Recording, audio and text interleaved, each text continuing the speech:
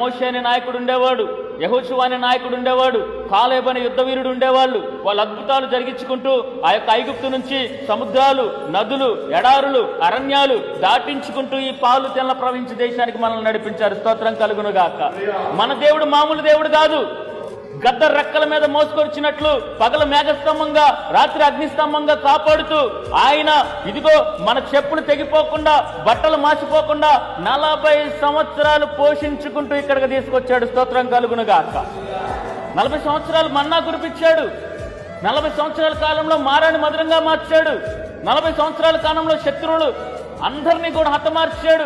ఎరుకో గోడలు కూల్చాడు. ఈ మాటలన్నీ చెప్తుంటే ఆకాశం నుంచి మన్నా ఏమో గాని మాకు తినడానికి తిండి లేదు. కష్టపడి పంట పొలాలు చేస్తుంటే వాడెవడో వచ్చి దోచుకొని పోతున్నాడు.